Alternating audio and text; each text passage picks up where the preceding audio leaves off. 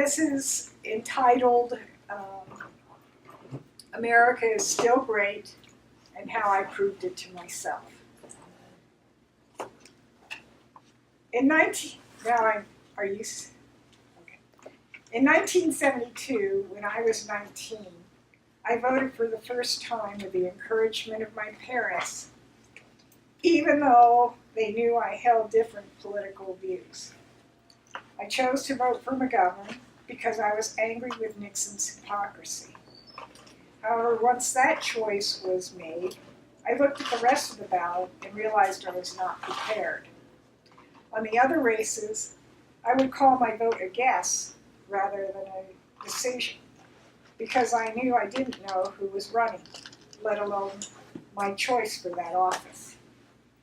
I went ahead and voted on these other races because I wanted to be sure my vote for president counted. I wasn't particularly trustful of the poll workers. They were clearly over 30. However, as I put my ballot in the box, I felt victory that I had expressed contempt for American hypocrisy and believed I had washed my hands of the blood of the men drafted to fight in the Vietnam War. When the troops were returning from Vietnam, I found the war protesters to be vicious and cruel to what I considered the surviving American victims of Vietnam. I was busy with college at the time, but on reflection, I was thankful I had never been to a protest rally because I was not to blame for their behavior.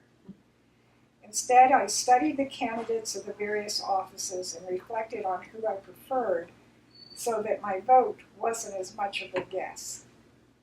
However, I continued to struggle with voting because too much of the ballot didn't get much publicity.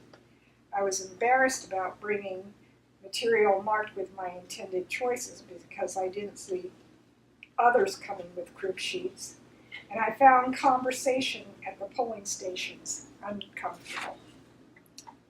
By the time I was 30, I was already married to the perfect man for me. We lived in a home that was comfortable, and we both had work that paid well. I was reconciled with my parents, and they were both still living. I had never experienced a serious personal trauma. In fact, I was living a much grander life than I felt I deserved. However, I was not a happy woman. I now know that the reason for my unhappiness was self-directed anger.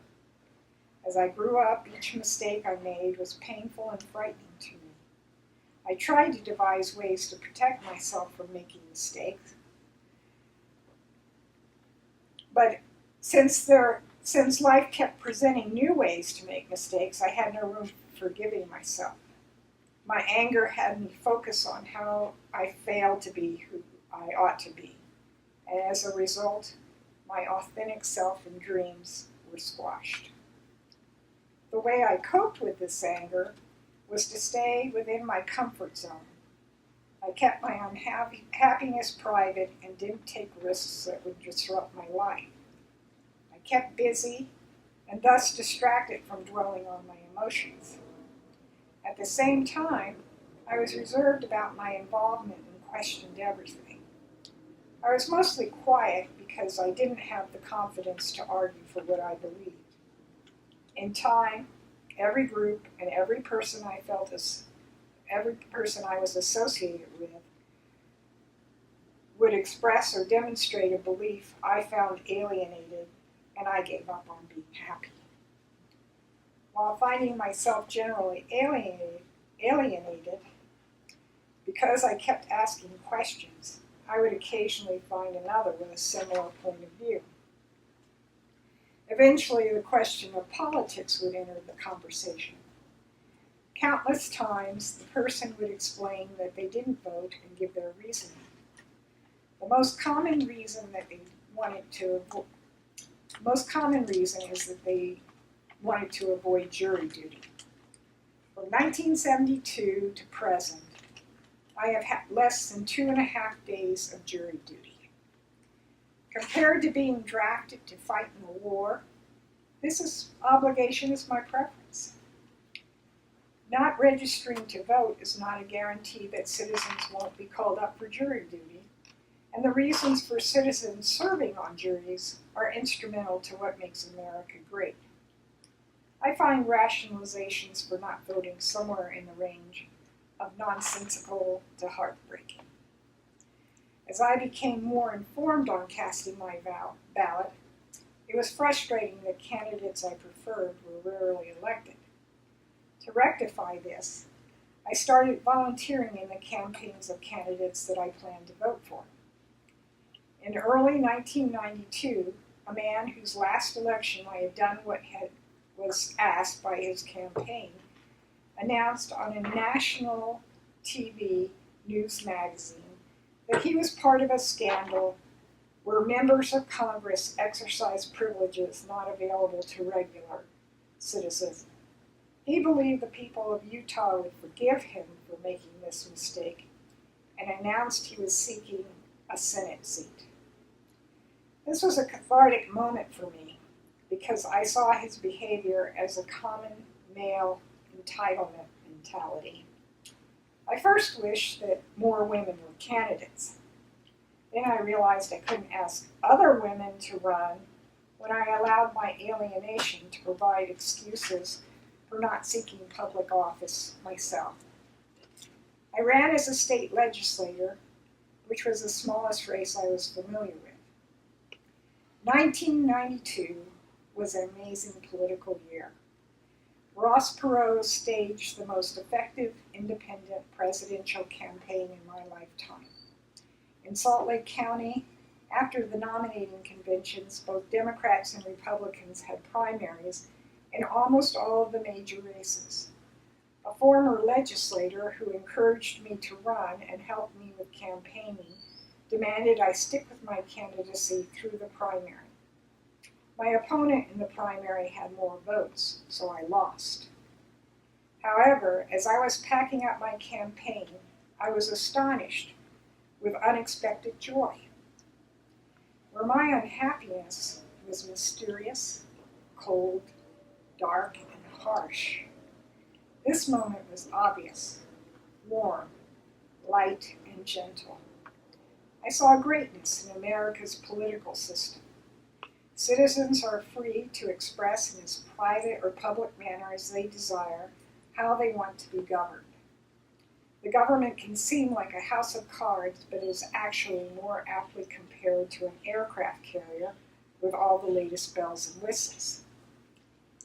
That moment was where I proved to myself that America is great, and I continue to build my belief of how great it is. The first reason I wasn't elected has everything to do with my personal unhappiness. With all the choices and what I could do in my life, and the known and unknown challenges of getting elected, I ran for office because I believed it was worth the struggles. However, getting elected was not something I made a full commitment to or even desired. Since then, every candidate I have met, Republican, Democrat, or otherwise, has been human, which means to me that each is fully capable of making mistakes, as well as an awesome creature in the universe and deserving of my respect. By personally stepping up to the uncertainties of our political system, I find running for elective office as the ultimate expression of American patriotism. However, the skill that determines who gets elected has ended up being campaign finance. While I was moved to seek public office by the belief that more women should get elected, I immediately was introduced to the reality that I needed to raise money. I couldn't let go of how fundraising felt like panhandling.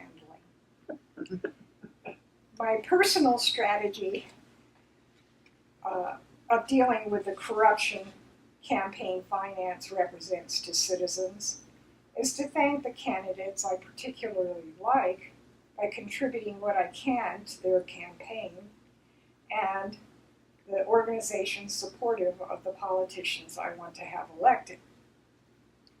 However, I can think of other ways citizens might address it that are both lawful and available now. On the other hand, Another way of looking at campaign finance is that every Utah state legislator is charged with the trust of the citizens of Utah to manage a budget of billions of dollars. Congress and the president are managing the largest enterprise ever. I have no problem thinking of persons with less means than I do who act with more financial integrity than many I know with far greater wealth. Political campaigns that get candidates elected cost more money than the total compensation for the term of office, and therefore don't make financial sense as a vocation. I believe a nonstop political campaign fundraising is liable to touch the humility nerve of candidates, which seems good to me. A big problem with our election process is the common understanding of what the political parties represent, which is the mindset that candidates and members identify with. In every election, the candidates are the star of that race, and the political party can't completely express how their candidate will act when elected. This is especially true as the races decrease in number of prospective constituents. However, the actual work of persons elected to lesser races is less differentiated than with federal offices. A city, county, or state is expected to function as well as comparable cities, counties, and states, and mostly do. Federal offices attempt to reconcile the competing differences of subordinate governments and localities to address how the nation presents itself to citizens in the world. Candidates for those offices get more attention, even though there is less direct impact on the day-to-day lives of Americans, such as what we eat and what we do with our time. I am sharing these thoughts to encourage citizens to vote, not dictate how to vote. Originally, I was interested in other parties because I didn't believe I could support either Democrats or Republicans. Neither party's answers work for everyone, and both have persons in office who put loyalty to the party over their constituents. Other political parties are an expression of how corrupt the election process seems, but end up helping the party that the alternative party has more disagreement with. In 2000, Al Gore was one electoral college vote away from the presidency without the state of Florida. Of the 24 million votes cast, around 500 more went to the Republican ticket, and 50,000 went to the Green Party's Ralph Nader. I don't think anyone would challenge that Al Gore is more concerned about the environment than the administration that was elected, because Florida's electoral college votes went to that ticket, and a party that calls itself Green would presumably be concerned about climate change. The obvious point of political parties is that they are organized to get their candidates elected, and Democrats and Republicans are the only parties that provide their candidates with an organization to win elections. Citizens who don't vote endorse the election results, especially if they would have voted differently than the results indicate. After years of Democratic activism, I support Democrats with a personal party platform of not Republican, praise God. One thing the 2016 presidential election disclosed is how few Americans appreciate the current political process. In 2008, the Democrats chose Barack Obama over Hillary. Initially, I was nervous about his shorter political experience. While there were 2 points of his administration where the executive experience of being a governor of a small state like Arkansas might have helped, he left office with a country in much better shape than when he became president, despite Republican obstruction. However, when I consider Hillary as the 2016 candidate, while I eventually understood her expressed position on NAFTA and fracking, I knew they put her at odds with many who might vote for Democrats. I also wasn't supportive of Bernie Sanders because he reminded me of the Vietnam War protesters as someone I don't want to trust. If the Republicans had nominated someone that wasn't too awful, I might have voted for that candidate to be the president. And up until the primary showed he wouldn't get the nomination, John Kasich interested me. A political party's nominee for the office of the President of the United States is the banner symbol of what that party represents. In 2016, I believe Hillary represented what Republicans believe about Democrats, and the president, who I do not name, is exactly what I believe about Republicans. The choice was between a grandmother with proven competence in governing and a man who manipulates perceived entitlements and seems fascist to me. I find my belief that he might sink our aircraft carrier oddly liberating. His administration has proved so dysfunctional that I'm not sure America will make it to 2020. And now, find pursuing happiness much more urgent than playing it safe. While I prefer the response of protest rallies about the election results over the specter of what I suspect the response would have been if Hillary had been elected, apparently a significant number of the persons at these events helped elect the president by not voting. Too many Americans want to decide what happens with our government and don't bother with the basic personal effort of voting. Today I'm in love with the process of vote by mail.